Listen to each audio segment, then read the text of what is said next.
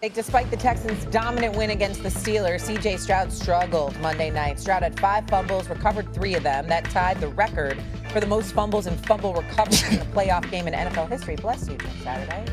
Is C.J. Stroud in the way of the Texans winning a Super Bowl? What do you think? No, he's not in the way because C.J. Stroud's turnovers haven't seemed to affect the Houston Texans in terms of their outcome, right?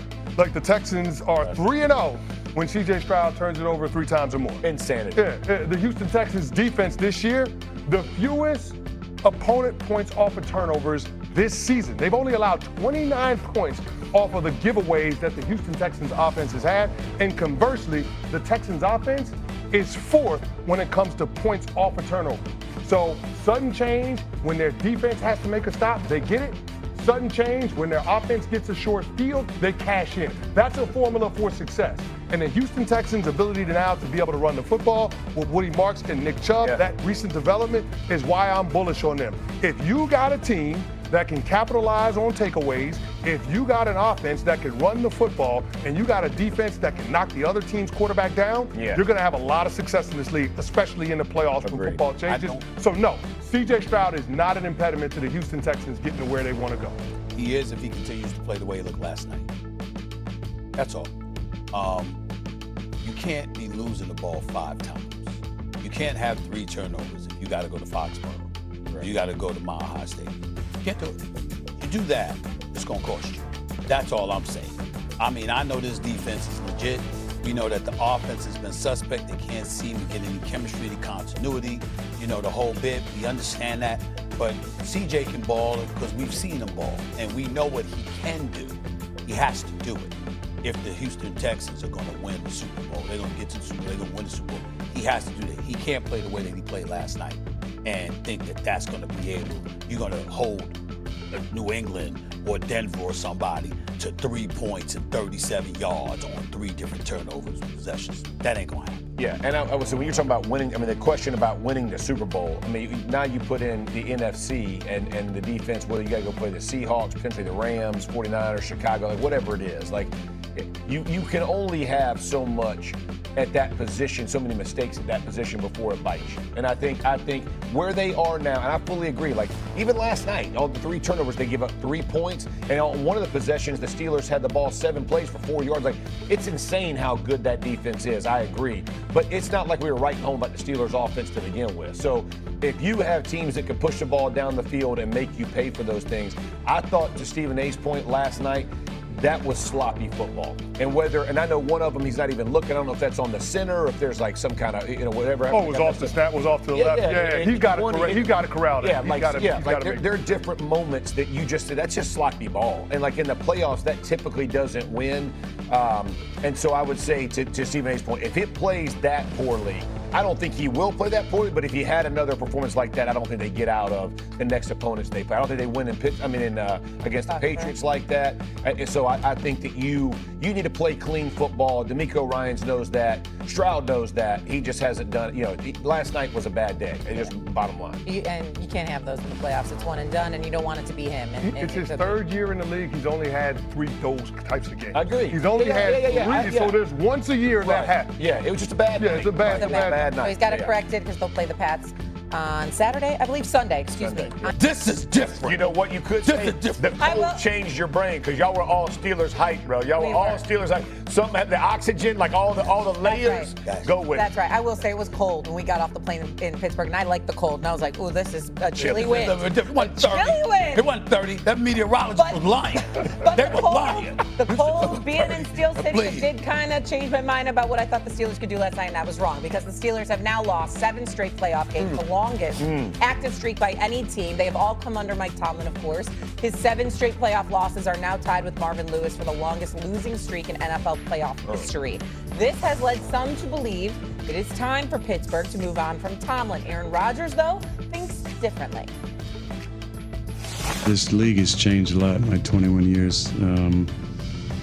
When you hear a conversation about the Mike Tomlins of the world, Matt LaFleur's of the world, those are just 2 that kind of I played for. And when I first got in the league, there wouldn't be conversation about whether those guys were on the hot seat But the way that the league is covered now, and the way that there's snap decisions and the validity given to the Twitter experts and all the experts on TV now who make it seem like they know what the hell they're talking about.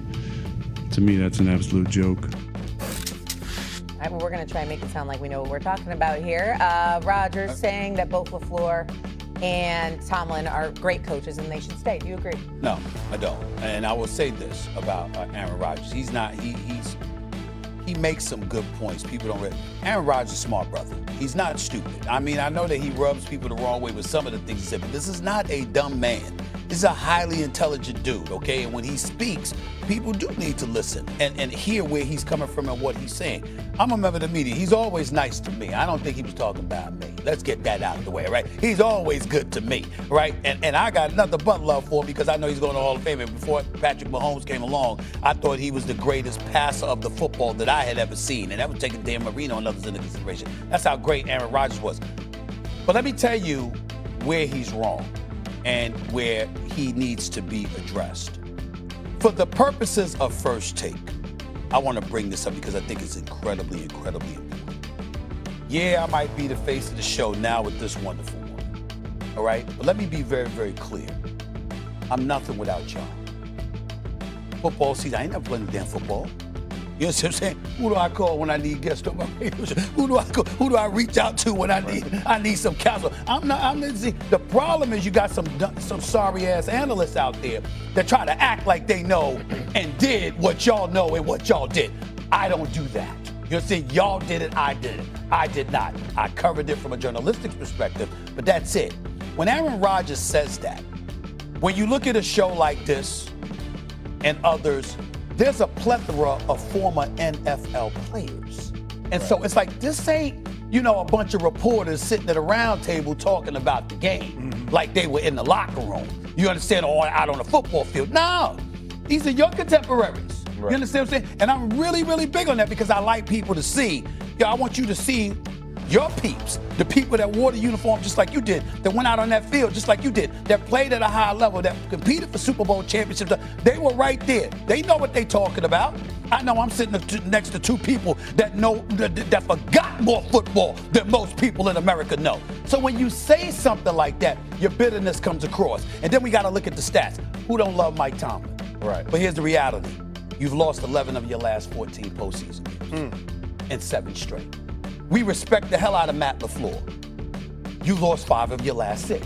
Right. One quarterback was Aaron Rodgers. The other was Jordan Love. Who's had Aaron Rodgers and Jordan Love? I'm talking about the Aaron Rodgers before he went to the New York Jets and before he landed with the Pittsburgh Steelers. I'm talking about the Aaron Rodgers that was winning MVPs. You had him and then Jordan Love, and you lost 5 of your last 6 postseason games. What is somebody supposed to do? When you're talking about a team and an organization and how it may be time for change.